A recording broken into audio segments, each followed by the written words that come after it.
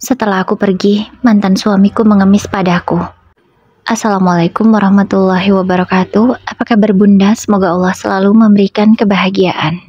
Bisa nggak Tia? Kamu nggak usah ada di hadapanku. Aku muak melihat wajahmu. Aku jijik. Cobalah berkaca. Badanmu itu gendut. Wajahmu jerawatan. Kusam. Tanganmu kasar. Aku benar-benar tak selera. Bahkan nafsu makanku sampai hilang karena melihat wajahmu dan penampilanmu yang menjijikkan seperti ini. Ucap Mas Reno dengan nada tinggi. Aku sangat terkejut dengan kata-katanya. Kenapa mulutnya sepedas ini? Aku begini juga karena hamil. Semua terjadi karena hormon. Kenapa dia menyalahkanku? Bahkan melihatku saja dia jijik. Aku langsung pergi dari hadapan Mas Reno. Aku masuk ke dalam dapur. Aku menangis di depan wastafel. Ku cuci wajahku dengan kasar. Aku sangat kesal dengan diriku ini. Kenapa aku jadi begini? Karena hamil, aku malah tak disayang oleh suamiku, sebab penampilanku berubah 180 derajat. 3 tahun yang lalu, aku menikah dengan suamiku Mas Reno. Dia sangat baik, karena saat itu aku masih cantik. Banyak lelaki yang mengejarku termasuk dia. Aku memiliki wajah yang halus mulus. Kulitku putih bersih dan halus. Badanku juga langsing. Tidak seperti sekarang. Setelah aku hamil, hormon ini merubah segalanya. Iya, memang banyak kasus sepertiku. Tak hanya aku saja. Tapi aku tidak menyangka kalau suamiku tidak bisa menerima ini. Dia malah menghina aku habis-habisan. Bahkan memandangku saja ia tak sudi. Wajahku saat ini terasa perih. Karena ada satu jerawatku yang pecah. Sakit sekali rasanya. Aku hanya bisa menangis, menahan rasa sakit hati, sekaligus rasa sakit di wajah ini. Dulu Mas Reno begitu baik dan mesra. Dia selalu membanggakanku pada setiap orang yang ia temui. Tapi sekarang, mengajakku ke kantor saja dia sangat malu. Dan dia tak pernah lagi mengizinkanku ikut di acara pentingnya. Dia lebih memilih mengajak orang lain daripada aku. Sakit, sudah pasti. Ini bukan mauku. Aku juga sudah berusaha merawat diri. Tapi hormon ini tak bisa aku kendalikan. Ini semua terjadi karena aku hamil. Dan aku hamil anak suamiku, anak Mas Reno. Tapi dia malah tidak peduli. Seakan dia lupa, kalau aku begini karena siapa? Ya karena dia. Aku langsung teringat dengan semua kenangan manis kami dulu. Tak pernah sedikit pun suamiku itu membentakku. Dia selalu berkata dengan suara yang lemah lembut. Jangankan menghina dan membentak. Bernada tinggi pun ia tak pernah. Tapi sekarang, suamiku benar-benar berubah. Dia seperti orang lain. Aku seperti tidak mengenalnya. Aku menangis pun, ia tak peduli. Yang ia tahu, aku bukan seperti yang dia mau lagi. Dia maunya Tia yang dulu. Tia yang cantik, badan langsing, kulit mulus putih bersih, wajah halus. Itu yang Mas Reno mau. Tapi aku tak bisa untuk saat ini. Aku juga sudah berkonsultasi ke dokter. Kalau penyebab aku seperti ini karena hormon kehamilan. Dan tubuhku bisa seperti sedia kala setelah aku lahiran nanti. Tapi Mas Reno tidak sabar. Dia tidak mau menunggu. Dia tidak mau tahu. Hancur hatiku diperlakukan seperti ini oleh suamiku sendiri. Oleh orang yang aku cintai. Oleh laki-laki yang selama ini menjadi harapanku. Gak usah drama, gak usah nangis. Untuk apa? Aku sudah muak denganmu. Kenapa kamu jadi jelek begini? Aku mau Tia yang dulu. Tia yang cantik. Yang selalu menarik perhatianku.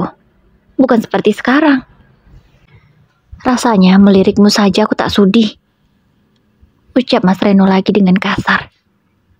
Tak hanya memakiku. Ia bahkan membanting gelas bekas kopinya hingga pecah. Bersihkan tuh. Kamu emang lebih cocok jadi pembantu. Bukan istri seorang Reno. Katanya lagi dengan kasar. Mas Reno juga menendang pecahan gelas itu. Sesak sekali dadaku merasakan semua ini. Kenapa suamiku jadi begini? Berarti cintanya padaku tidak tulus. Dia tidak bisa menerima keadaanku yang sudah berubah. Dia maunya aku selalu cantik. Padahal fisik kan akan berubah. Jika tua nanti, ya aku akan menua juga. Kulitku akan keriput, rambutku putih. Ini saja karena perubahan hormon suamiku tidak terima. Bagaimana kalau aku sudah tua renta nanti?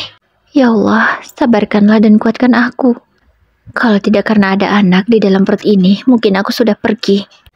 Malam harinya, seperti biasa, Mas Reno akan mengunci pintu kamarnya. Dia tidak mengizinkanku tidur sekasur lagi dengannya. Sejak wajahku begini, kami pisah kamar. Aku tidur di kamar tamu, sementara Mas Reno tidur di kamar kami.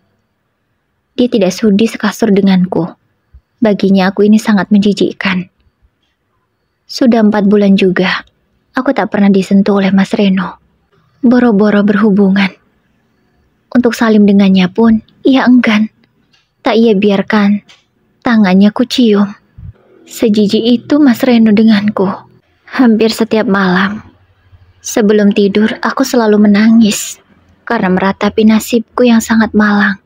Seharusnya saat hamil begini, aku mendapatkan perhatian lebih dari Mas Reno. Tapi boro-boro perhatian, ditoleh pun aku tak pernah. Keesokan paginya seperti biasa, aku membuatkan sarapan untuk suamiku. Ya walaupun aku tahu, tak akan pernah Mas Reno mau lagi memakan masakanku. Ujung-ujungnya, sarapan yang aku buat, ku makan sendiri. Mas Reno menganggap bahwa apa yang terjadi pada tubuhku ini adalah penyakit menular. Yang jika ia memakan masakan buatanku, maka dia akan tertular dengan penyakitku. Padahal aku ini hanya jerawatan. Kulit tubuhku hanya kusam. Kulit badanku memang sedikit menghitam. Itu semua terjadi karena hormon, bukan karena penyakit menular. Tapi Mas Reno tidak peduli. Dia tetap menganggap bahwa ini penyakit menular. Mas, dimakan ya sarapannya. Itu juga sudah kubuatkan kopi, kataku dengan lembut. Walau sebenarnya hatiku perih, tapi aku berusaha manis di hadapan Mas Reno. Suamiku hanya diam, tidak menanggapi perkataanku. Dia malah mengambil gelas dan membuat kopinya sendiri. Padahal, aku sudah membuatkan secangkir kopi panas untuknya. Sudah kuletakkan di atas meja di dekat sarapannya. Tapi ya memang seperti itu. Mas Reno enggan meminum kopi buatanku. Dia menganggap kalau kulitku yang mengelupas akan jatuh ke kopinya. Bagi ia itu sangat menjijikkan. Jadi ia tak sudi meminum kopi buatanku. Mas, kan sudah kubuatkan kopi, kenapa harus buat lagi? Tanyaku, aku masih berusaha agar suamiku itu baik padaku. Aku gak sudi minum kopi buatanmu, menjijikkan. Pasti kulitmu itu jatuh di kopinya. Aku gak mau, jorok, katanya dengan ketus. Setelah ia selesai membuat kopi, ia duduk di ruang tamu. Jangan ikut, kamu di sini saja. Aku tidak sudi melihat wajahmu. Bisa hambar rasa kopiku. Kalau kamu ada di hadapanku, di sini saja, nggak usah ikut, kata Mas Reno. Nadanya benar-benar tidak mengenakkan. Hatiku sangat sakit mendengarnya. Iya, aku memang berniat untuk menemani Mas Reno meminum kopinya, tapi ia tidak mengizinkan. Kenapa Tia, kamu tetap melakukan ini? Bukankah kejadian ini sudah berulang kali? Kenapa kamu tak lelah mencoba? Gerutuku pada diriku sendiri. Aku duduk di meja makan. Kupandangi sarapan yang baru aku buat. Nasi goreng spesial kesukaan Mas Reno. Tapi ia sama sekali tak selera untuk memakannya. Ku ambil piring dan ku makan habis nasi goreng buatanku itu. Rasanya di mulutku hanya pahit. Sepahit hatiku saat ini. Sudah beberapa hari, aku tak enak makan. Karena perasaanku yang tidak bahagia. Tapi aku harus memaksakan makan. Agar bayiku baik-baik saja. Untung ada kamu, nak. Ibu jadi kuat. Makasih ya, nak. Kamu sudah beri kekuatan kepada ibu. Ucapku lirih sembari mengelus perutku yang sudah mulai buncit. Saat ini usia kandunganku sudah 5 bulan. Dan hari ini adalah jadwalku untuk USG. Aku akan melihat jenis kelamin bayiku ini. Oh iya, cobalah. Aku minta pada Mas Reno untuk mengantarku. Dia kan sangat ingin tahu jenis kelamin bayi kami.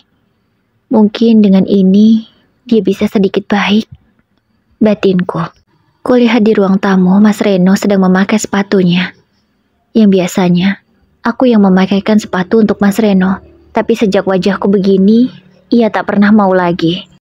Mas, susah ya masang talinya. Biar aku bantu ya. Kataku dengan lembut. Aku berniat untuk membantu suamiku memasangkan tali sepatunya. Gak usah. Mas Reno dengan kasar langsung menepis tanganku yang baru akan menyentuh sepatunya. Aku tentu kaget. Tapi aku berusaha tetap tegar. Mas, hari ini jadwal aku USG. Mau gak mas kamu antarin aku? Kamu gak pernah loh mas nemenin aku ke dokter. Emang kamu gak mau tahu ya mas, jenis kelamin anak kita? Hari ini jadwalnya mas, kita bisa lihat dia laki-laki atau perempuan.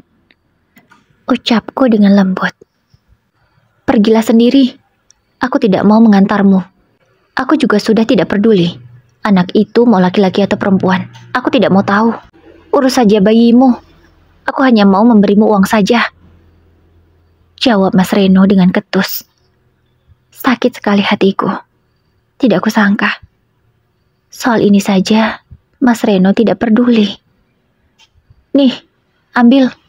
Ucap Mas Reno dan tiba-tiba ia melemparkan kartu ATM ke wajahku. Aku kaget. Kartu ATM itu pun jatuh. Aku terpaksa memungutnya karena memang aku tak punya uang untuk ke dokter hari ini. Kalau bukan dari ATM itu.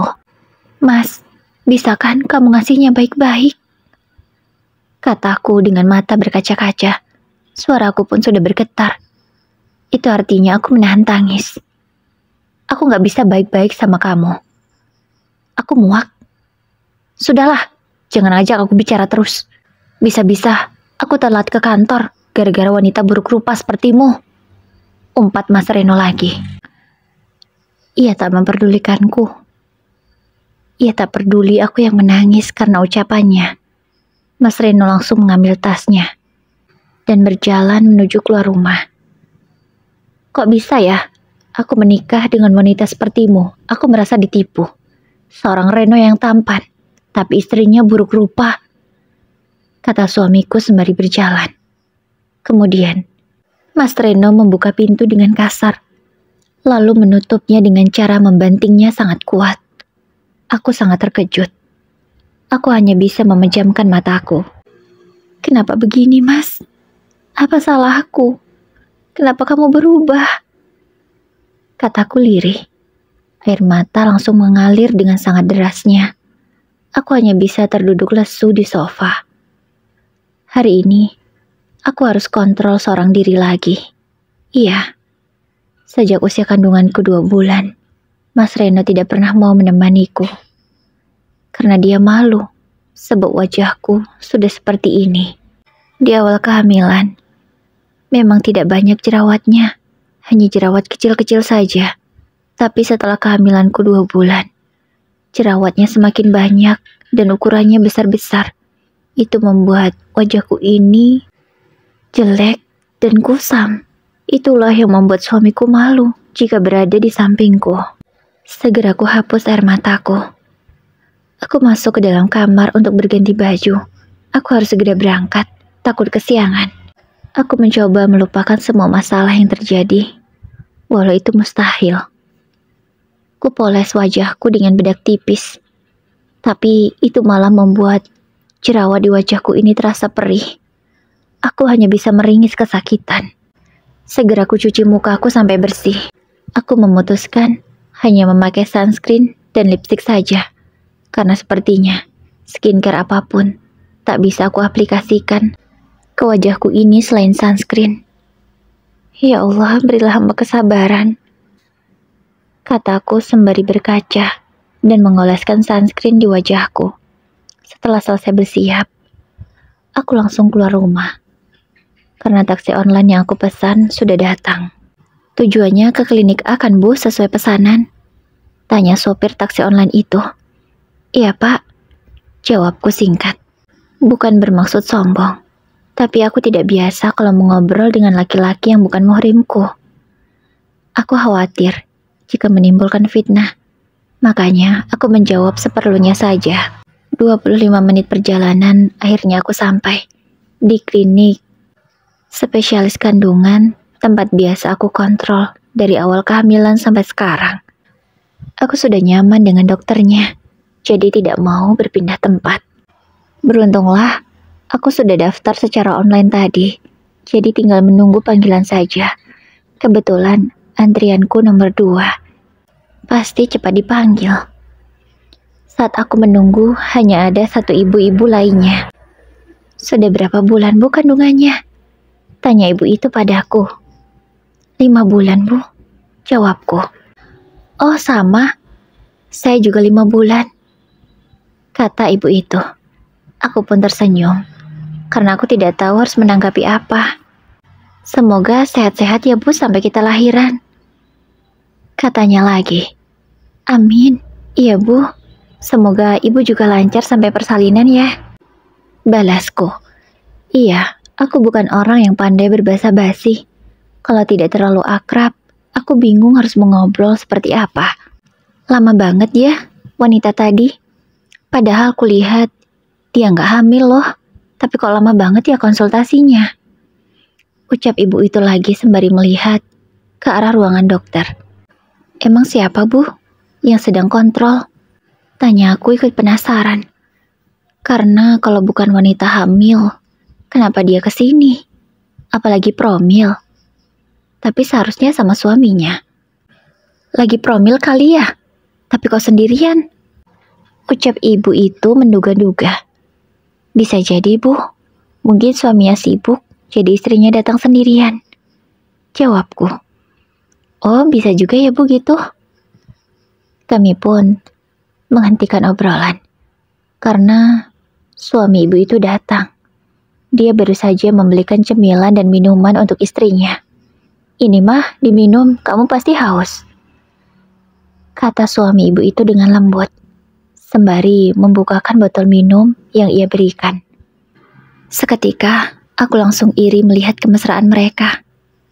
Andai Mas Reno masih bersikap manis seperti ini padaku, aku pasti sangat bahagia. Aku tak akan pernah merasa sendiri. Tapi, sudahlah.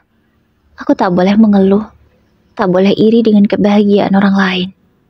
Setelah beberapa lama menunggu, akhirnya wanita itu keluar. Benar kata ibu itu, wanita yang baru keluar tidak dalam keadaan hamil.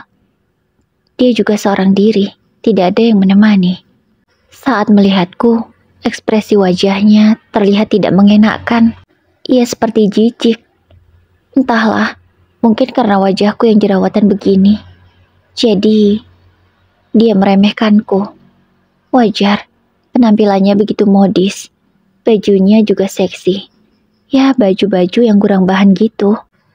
Kalau dibandingkan dia, tentu sangat beda jauh. Wajahnya cantik. Badannya juga bagus. Kulitnya mulus. Wajarlah kalau dia menghinaku dengan penampilanku yang sekarang. Tapi tunggu sebentar. Bau parfum ini seperti tidak asing. Aku langsung mengambil parfum kecil yang ada di tasku. Parfum ini aku temukan di jas Mas Reno beberapa hari yang lalu. Kenapa wanginya sama ya? Aku memastikan ku cium wangi parfum itu. Dan ku ingat-ingat lagi bagaimana wangi perempuan tadi. Hampir sama. Kok bisa? Kebetulan atau memang wanita itu jangan-jangan? Aku segera mengikuti langkah wanita itu. Aku penasaran. Ini hanya sebuah dugaan atau memang benar wanita itu adalah selingkuhan Mas Reno? Ya, karena sudah berminggu-minggu ini Mas Reno semakin berubah padaku. Aku merasa dia ada wanita lain. Ditambah lagi, Aku menemukan parfum ini di jasnya. Aku semakin curiga. Loh, ibu mau kemana? Nama ibu bentar lagi dipanggil. Ibu kan antrian nomor 2. Tanya ibu yang ada di sebelahku tadi. Ibu duluan saja, saya ada urusan. Jawabku tanpa menoleh karena aku memang buru-buru, takut kehilangan jejak. Aku segera mencari di mana keberadaan wanita itu. Ternyata dia sudah sampai di parkiran. Loh, itu kan mobil Mas Reno. Iya, wanita itu berjalan ke arah mobil Mas Reno yang terparkir di sana. Aku sengaja sembunyi di balik mobil yang lain supaya tidak ketahuan. Aku ingin tahu, benarkah wanita itu selingkuhan suamiku atau bukan? Tuh kan beneran, itu Mas Reno. Iya, saat ini aku melihat suamiku keluar dari dalam mobil, membukakan pintu samping untuk wanita itu. Bahkan, Mas Reno menggenggam tangannya dengan mesra. Aku tak mau buang-buang waktu. Aku langsung menyalakan ponselku dan mengambil gambar mereka banyak-banyak. Aku harus mendapatkan bukti. Jika suatu hari ini dibutuhkan, aku sudah punya buktinya. Tega kamu, Mas. Kamu selingkuhi aku dengan wanita seperti itu. Padahal kamu itu laki-laki yang soleh. Tapi kenapa bisa tergoda dengan wanita yang memakai baju kurang bahan seperti dia? Batinku kesal. Iya, suamiku itu tamatan Mesir. Dia sangat menjaga sekali pandangannya. Dia tidak pernah mau semobil dengan wanita yang bukan muhrimnya. Tapi ini apa? Kenapa dengan mudahnya ia memasukkan wanita dengan baju kurang bahan seperti dia ke dalam mobil? Ini seperti bukan Mas Reno. Kenapa dia berubah? Sangat-sangat berubah. Aku hanya bisa menutup mulutku. Aku tak boleh menangis di sini. Aku hanya bisa menarik nafasku lalu menghembuskannya pelan, agar air mataku tak jatuh. Setelah agak tenang, aku masuk lagi ke dalam klinik. Sementara Mas Reno dan wanita itu pergi entah kemana. Baru sebentar duduk, namaku sudah dipanggil. Karena ibu-ibu yang ada di sampingku tadi sudah selesai. Makasih ya Bu, saya duluan. Sekali lagi makasih, karena saya diizinkan mengambil antrian ibu. Ucapnya ramah. Ya, sama-sama. Jawabku. Aku segera masuk ke dalam ruangan dokter. Karena sekarang perutku terasa nyeri, mungkin kram.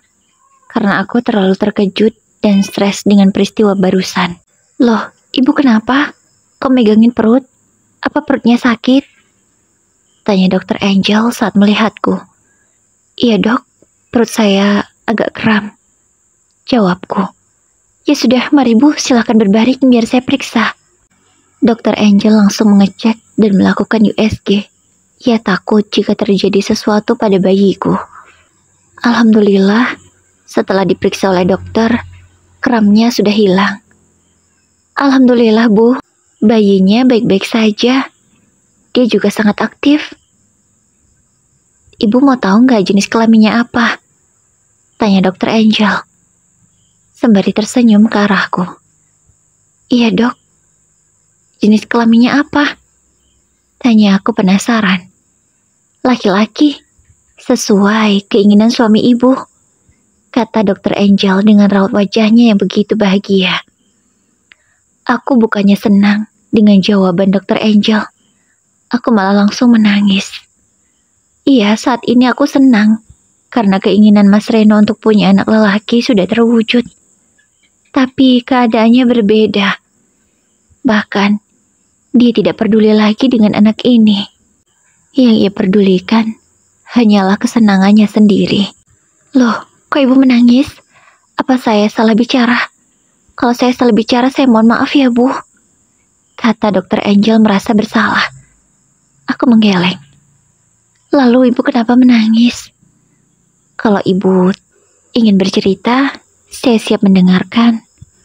Atau kalau ibu enggan bercerita dengan saya, ceritakanlah Bu masalah yang ibu hadapi kepada orang terdekat, orang yang ibu percaya. Karena tidak baik untuk ibu hamil kalau memendam masalah. Itu bisa berbahaya untuk janin ibu. Kalau janinnya stres, nanti pertumbuhannya terhambat. Ya Bu, Ibu harus hati-hati dan jaga baik-baik kandungan Ibu. Ibu kan sudah lama menanti buah hati ini. Alangkah baiknya harus menjaganya secara ekstra. Saya sebenarnya ingin banyak bicara pada suami Ibu, tapi lagi-lagi Ibu kontrol sendiri ya? Tanya Dokter Angel. Iya dok, suami saya sibuk. Sibuk dengan wanita lain. Ucapku menjawab pertanyaan Dokter Angel. Suaraku bergetar. Dadaku benar-benar sesak. Merasakan semua ini. Rasanya aku tak sanggup menghadapi semua ini sendirian. Tapi tak pantas rasanya kalau aku menceritakan masalah rumah tanggaku ke orang lain. Apalagi hubunganku dengan Dokter Angel hanya sebagai dokter dan pasien. Tidak lebih. Dokter apakah mengenal wanita yang kontrol pertama ke sini, yang sebelum saya? Tanyaku pada Dokter Angel. Karena aku penasaran juga. Siapa sebenarnya wanita itu? Yang mana ya Bu? Oh, ibu-ibu yang hamil tadi ya? Yang usia kandungannya sama dengan Ibu? Tanya Dokter Angel memastikan. Bukan dok. Dia bukan wanita hamil. Dia tadi keluar dari ruangan dokter. Sepertinya dia pasien pertama dokter. Apa dokter mengenalnya? Seorang wanita yang memakai baju seksi tadi. Kataku mempertegas ciri-cirinya. Oh, itu. Emangnya ada apa ya Bu? Tanya Dokter Angel. Mungkin dia takut salah menjawab. Sebab privasi kliennya adalah segalanya. Iya dok, wanita itu yang menjadi selingkuhan suami saya. Jawabku. Ekspresi wajah Dokter Angel seketika berubah. Yang tadinya masih terlihat ramah, kini dia sangat terkejut. Bahkan mulut Dokter Angel sampai menganga. Mungkin dia benar-benar terkejut. Ibu yakin tidak salah orang? Tanya Dokter Angel memastikan. Saya yakin dok. Karena saya mengikuti wanita itu. Dan setelah sampai parkiran, saya melihat wanita itu masuk ke dalam mobil suami saya. Dan suami saya sendiri yang membukakan pintunya. Ucapku lagi menceritakan. Ini fotonya dok. Entahlah, saat itu aku begitu terbuka pada Dokter Angel. Aku bahkan langsung memperlihatkan foto suamiku bersama wanita itu. Dokter Angel setelah melihat fotonya, langsung menutup mulutnya. Ia terlihat begitu terkejut, tapi aku tidak paham arti ekspresi wajahnya itu. Apakah dia mengenalnya, atau hubungannya cuma sebatas dokter dan pasien. Aku tidak berani bertanya, karena dokter tidak menjawab juga pertanyaanku tadi. Mengenal atau tidak wanita itu. Oh, maaf dokter. Saya jadi kelepasan.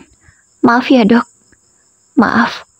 Saya mohon, jangan katakan pada pasien dokter ini. Saya ingin menyelidikinya sendiri. Tolong ya dok. Maaf, saya malah jadi curhat. Kataku tak enak. Iya, tidak apa-apa Bu Tia, saya mengerti. Semoga Ibu segera mendapatkan jalan keluar dari masalah ini ya. Ibu yang sabar. Yang terpenting saat ini adalah Ibu menjaga kewarasan Ibu dan kesehatan janin Ibu. Jangan terlalu stres ya. Kalau butuh teman curhat, saya siap mendengarkan. Ucap Bu Dokter Angel dengan ramah. Aku pun sudah selesai konsultasi. Tak lupa aku diberikan vitamin. Supaya keadaan fisikku semakin kuat. Karena saat ini masalah yang aku hadapi bukan masalah sepele, tapi masalah besar, menyangkut masa depan rumah tanggaku. Sesampainya di rumah, di sore hari, aku sedang menunggu kepulangan Mas Reno. Aku ingin segera menyelesaikan masalah ini. Rasanya aku tak sanggup jika harus membiarkannya berlarut-larut. Suara mobil Mas Reno sudah memasuki halaman. Aku segera menyambutnya di teras. Aku sudah tidak bisa bersabar lagi. Mas, ini maksudnya apa? Tanya aku pada Mas Reno sembari menunjukkan foto yang aku dapatkan siang tadi. Dapat dari mana foto itu? Tanyanya dengan ekspresi datar, seolah-olah dia tidak merasa bersalah. Jelaskan padaku, Mas. Siapa wanita ini? Tanyaku dengan tegas. Baguslah kalau kamu sudah tahu. Itu tuh, wanita yang akan menggantikan posisimu. Seandainya kamu tidak hamil, mungkin sudah kuceraikan. Tapi karena kamu hamil, jadi kita harus menunggu anak ini lahir dulu. Setelah anak ini lahir, aku akan langsung menceraikanmu. Oh ya, satu lagi. Aku mau kamu menyetujui pernikahan kami. Karena aku akan segera menikahi Vira. Ucap Mas Reno, tanpa memiliki belas kasihan padaku. Sedikitpun ia tidak memikirkan perasaanku. Oh, jadi nama wanita murahan ini Vira? Iya? Kataku emosi. Jaga ucapanmu. Vira itu wanita baik-baik. Dia bukan wanita murahan. Jaga ya mulutmu. Ucap Mas Reno marah padaku. Apa kamu bilang, Mas? Vira itu wanita baik-baik. Mana ada, Mas? Wanita baik-baik yang mau dengan suami orang. Yang mau selingkuh dan menjadi selingkuhan suami orang. Gak ada, Mas, wanita baik-baik seperti itu. Kataku lagi dengan tegas. Aku ingin membuat suamiku itu sadar. Semoga dengan ucapanku dia bisa sadar. Tapi kalau tidak, entahlah. Aku hanya berusaha mempertahankan rumah tanggaku. Apalagi kami akan punya anak. Aku tak tega jika nasib anak ini harus memiliki orang tua yang bercerai. Aku tidak tega. Kamu jangan menyalahkan Vira. Ini semua itu salahmu. Karena kamu tak bisa menjaga penampilan. Sehingga aku berpaling ke dia. Vira itu wanita baik-baik. Dia tidak pernah berkata kasar. Tutur katanya selalu lembut. Dia bisa menenangkanku. Bisa menyenangkan mataku terutama. Tidak seperti kamu. Yang setiap hari hanya membuatku mual dan muak. Kamu harus sadar diri. Kata Mas Reno lagi menghinaku. Aku tak bisa menjawab ucapan suamiku itu. Kata-katanya terlalu menyakitkan. Jadi, kamu lebih memilih wanita itu dan memaksaku agar memberi izin supaya kamu bisa menikahinya. Aku hanya bisa menggelengkan kepalaku setelah mengatakannya. Sesak sekali dada ini. Di saat aku hamil, butuh dukungan, tapi aku malah mau dipoligami, hanya karena alasan fisikku yang tidak seperti dulu lagi. Apa karena godaannya, Mas? Kamu melupakan aku? Apa kamu sudah lupa dengan rasa yang pernah aku berikan padamu dulu? Hanya karena kamu tergoda dengan wanita itu? Kataku tegas. Aku ingin Mas Reno ingat, kalau dulu, aku juga pernah membahagiakannya. Aku bahkan bisa lebih menggoda daripada wanita itu. Sekarang saja, semuanya terbatas, karena perutku semakin membesar, dan fisikku berubah karena hormon. Sudahlah, aku tidak peduli. Yang jelas, aku butuh wanita yang bisa menyenangkan mataku, membuatku bahagia dan nyaman. Tidak seperti kamu. Melihatmu saja, aku sangat jijik, tak sudi. Katanya lagi dengan kejam. Baiklah, Mas. Kalau memang itu maumu, aku turuti. Aku akan izinkan kamu menikah dengan wanita itu. Tapi, aku akan pergi dari rumah ini, karena aku tak sudi dipoligami, apalagi dengan wanita murahan seperti dia. Wanita seperti apa sebenarnya, Mas, yang kamu pilih? Wanita yang memakai pakaian kurang bahan itu? Iya. Wanita seperti itu yang kamu bilang wanita baik-baik? Sadar, Mas. Aku saja yang berusaha menutup diriku ini. Masih banyak yang menyukaiku, laki-laki di luar sana. Apalagi wanita yang terbuka seperti dia. Apa kamu bisa menjamin kalau dia itu masih suci? Masih bisa menjaga keperawanannya? Ucapku tegas. Aku tidak tahu kenapa bisa berbicara seperti itu. Bukan maksudku untuk menghina wanita itu. Tapi hatiku terlalu sakit karena dibandingkan dengan wanita lain. Sedetik kemudian, tamparan keras mendarat di pipiku. hingga aku tersungkur. Aku terjatuh di sofa. Perutku terasa kram. Tapi Mas Reno tidak peduli. Ia hanya melihatku yang sedang memegangi perutku ini. Aku hanya bisa meringis kesakitan. Jaga ucapanmu, Tia. Vira itu wanita baik. Aku yakin dia bisa menjaga kesuciannya. Aku juga yakin dia bukan wanita yang bisa dimiliki oleh banyak orang. Karena dia, kalimat Mas Reno terhenti. Kalimatnya menggantung. Aku tidak tahu apa yang ingin ia ucapkan. Tapi aku menduga kalau sudah terjadi sesuatu di antara mereka. Karena dia apa, Mas? Tanyaku. Aku masih menahan rasa sakit perutku ini. Tapi suamiku tidak peduli sama sekali. Sudahlah. Kamu tidak usah tahu. Yang jelas Vira itu wanita baik. Aku yakin dia itu jauh lebih baik daripada kamu. Oh ya, kamu bilang tadi mengizinkanku untuk menikah, tapi kamu akan pergi dari sini? Baiklah, silahkan. Silahkan kamu beresi barang-barangmu. Angkat kaki dari rumahku sekarang juga. Setelah anak itu lahir, aku akan menceraikanmu. Ucap Mas Reno, kemudian pergi meninggalkanku. Ia sama sekali tidak peduli.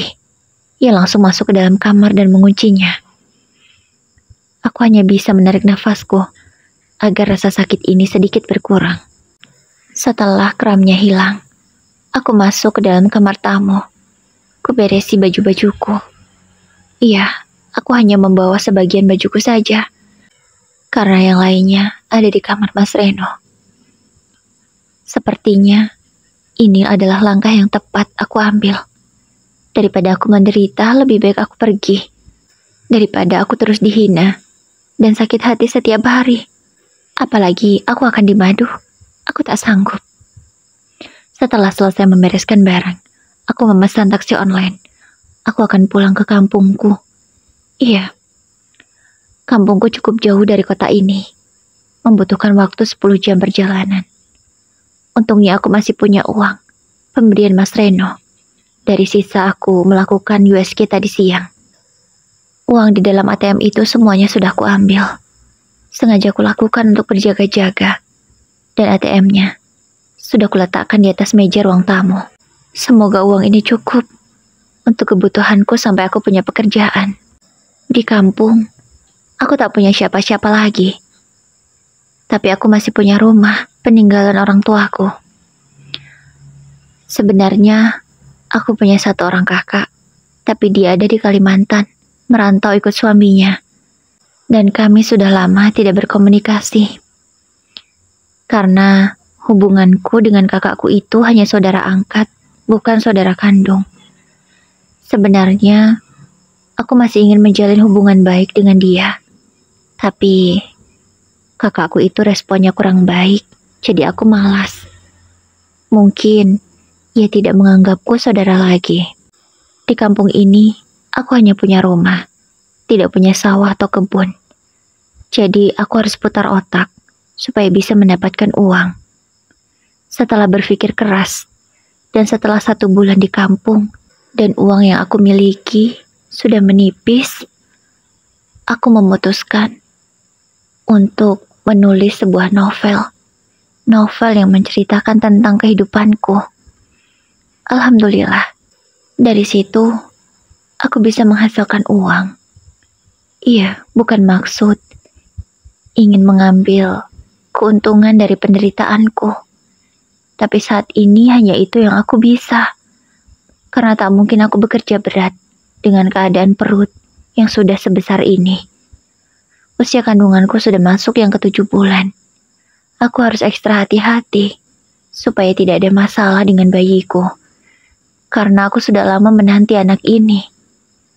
Yaitu 3 tahun pernikahanku dengan Mas Reno. Alhamdulillah novelku semakin banyak yang membaca.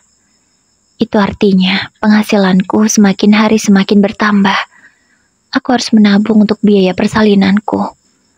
Karena tidak ada lagi yang menjadi harapanku kecuali diriku sendiri dan Tuhanku.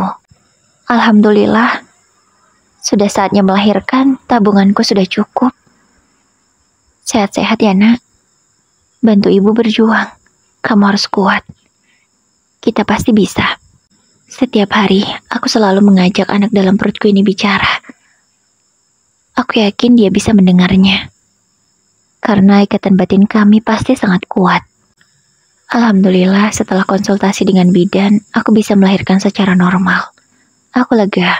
Itu artinya biaya yang aku keluarkan tidak terlalu banyak. Aku bisa menghemat untuk biaya anakku setelah melahirkan. Anakku sudah lahir dengan selamat, sehat sempurna. Jenis kelaminnya laki-laki. Aku sangat bahagia. Andai Mas Reno masih menginginkan anak ini, pasti dia sangat bahagia. Anakku ini sangat mirip sekali dengan ayahnya.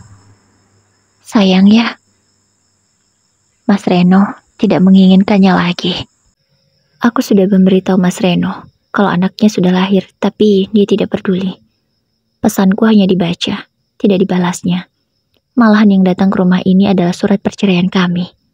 Iya, aku dan dia sudah resmi berpisah. Baiklah, aku akan buktikan bahwa aku bisa berubah dan bangkit tanpa suamiku lagi. 5 bulan setelah kelahiran putraku, badanku sudah kembali seperti dulu. Aku sudah langsing, kulitku tidak kasar lagi. Wajahku juga sudah mulus, bahkan bekasnya juga sudah hilang. Karena aku merawat tubuhku dengan baik, untungnya aku punya penghasilan, dan penghasilanku cukup. Tak hanya untuk anakku, tapi untuk perawatanku juga. Aku benar-benar sudah sama seperti dulu. Seolah-olah aku ini belum punya anak. Aku juga tidak menyangka kalau badanku bisa kembali seperti ini lagi. Alhamdulillah ya Allah, terima kasih. Tidak terasa, 1 tahun sudah. Anakku sudah bisa berjalan. Aku sangat bahagia menemani masa-masa pertumbuhannya. Tak pernah terlewat sedikit pun olehku. Karena aku berusaha untuk menjadi ibu sekaligus ayah untuk dia. Anakku yang tampan ini kuberi nama Ilham. Ilham adalah nama pemberian Mas Reno dulu. Ya, aku sengaja memberikannya pada Ilham. Karena artinya sangat baik. Jadi kurasa tidak ada masalah. Aku mengajak Ilham jalan-jalan ke kota. Aku ingin mengajaknya ke mall sebab di kampung tidak ada. Aku hanya ingin membahagiakan putra semata wayangku itu. Tia, panggil seseorang. Aku langsung menoleh ke belakang. Karena sepertinya suara itu aku kenali. Mas Reno, kataku setelah melihat siapa yang memanggilku. Ini siapa? Ini pasti anakku ya? Tanyanya. Tanpa menunggu persetujuanku, Mas Reno langsung menggendong Ilham. Karena memang Ilham aku gandeng, dia jalan sendiri. Ini pasti anakku kan dia? Dia tampan sekali. Dan kamu seperti dulu. Tidak seperti saat kamu hamil Ilham. Kamu cantik sekali, Tia. Ucap Mas Reno.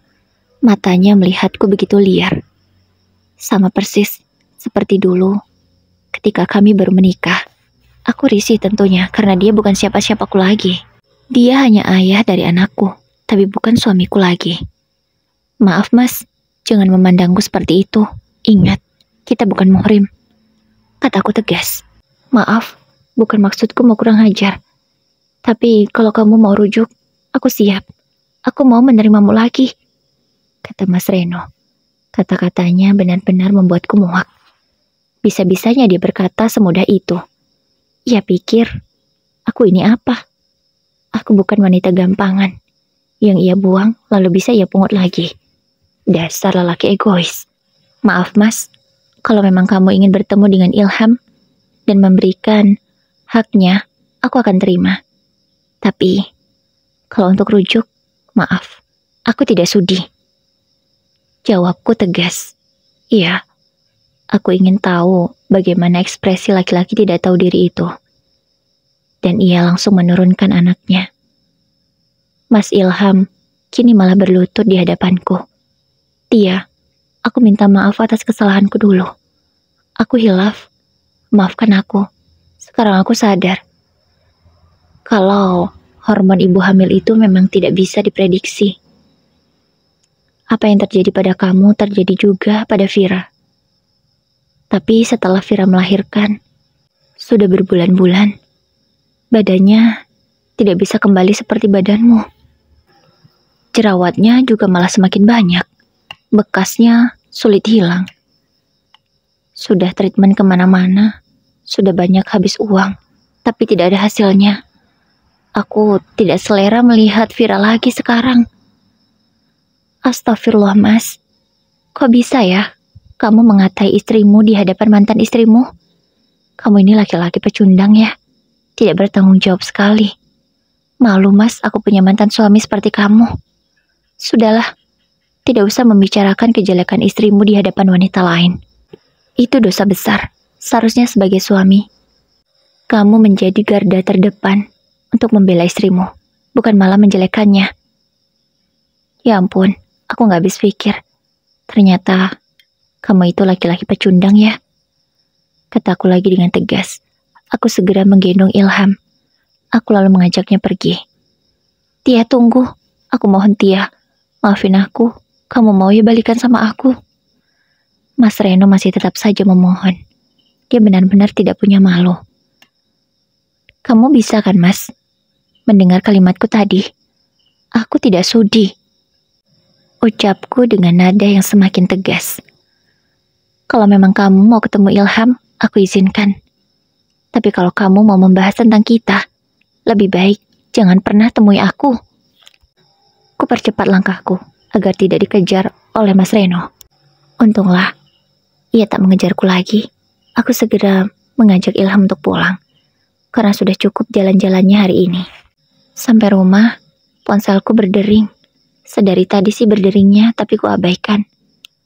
Karena masih di jalan, aku malas mengangkatnya. Siapa sih berisik banget? Gerutuku kesal. Setelah kulihat, ternyata nama Mas Reno yang tertera di sana. Oh, jadi blokiranku sudah dibuka. Tapi sekarang, gantian aku yang blokir. Aku segera menekan tombol merah, lalu memblokir nomor yang bernama Reno itu. Iya, sudah lama aku diblokir olehnya. Ini dibuka lagi. Dasar lelaki tidak tahu diri, tidak tahu malu. Semoga aku tak bertemu lagi dengan dia. Sementara kehidupan Reno dan Vira, rumah tangga mereka semakin berantakan. Reno yang memang notabene hanya mau dengan wanita cantik, tentu tidak mau melihat istrinya yang jelek sekarang. Badan Vira semakin hari semakin gemuk, padahal dia sudah melahirkan. Tapi fisiknya tidak bisa kembali seperti semula. Kulitnya semakin kusam. Jerawatnya pun semakin besar-besar dan memenuhi semua wajahnya. Hal yang sama terjadi pada Vira. Ia selalu dihina oleh Reno. Sementara laki-laki itu tetap merasa bahwa dia itu tampan dan pasangannya juga harus cantik. Tidak boleh jomplang dengan dia. Itulah keserakahan seorang Reno. Hingga akhirnya ia mendapatkan azab. Reno kecelakaan saat ia sedang touring bersama teman-temannya. Hari itu Reno naik motor, konvoi bersama rombongannya. Tiba-tiba ada salah satu motor temannya yang lepas kendali, sehingga menabrak motor Reno. Helmnya terlepas karena lupa dikaitkan. Wajahnya langsung mencium aspal. Itu membuat wajah tampan Reno hancur seketika. Setelah operasi pun, wajahnya tidak bisa kembali lagi. Kini, wajah lelaki yang selalu membanggakan ketampanannya itu sudah rusak. Bekas luka memenuhi seluruh wajahnya. Bahkan wajahnya terlihat lebih buruk daripada wajah Vira dan Tia dulu. Kalau sudah begitu, sangat yakin tidak akan ada wanita yang mau menjadi kekasihnya. Tak hanya wajahnya yang rusak, kaki Reno juga patah, sehingga dia tak bisa bekerja lagi di perusahaannya. Vira tidak mau hidup susah dan mengurus laki-laki penyakitan seperti Reno. Dia langsung meninggalkan laki-laki itu, membawa anaknya. Vira memilih pergi daripada harus mengurus laki-laki yang sudah cacat seperti Reno. Karena bagi Vira, tak ada lagi yang bisa diharapkan. Jadi lebih baik ia menjanda. Begitulah akhir dari kehidupan Reno, sang laki-laki tampan, yang tidak bisa menghargai istrinya yang sedang hamil. Istrinya yang jelek karena perubahan hormon saat hamil, membuat Reno lupa diri bahwa suatu hari nanti dia juga bisa jelek dan tidak setampan dulu. Saat ini laki-laki itu hanya bisa hidup dengan penyesalan dan meratapi nasibnya. Hidup sendirian, tidak ada yang merawat. Ditambah lagi, fisiknya yang sudah cacat, wajahnya yang sudah rusak.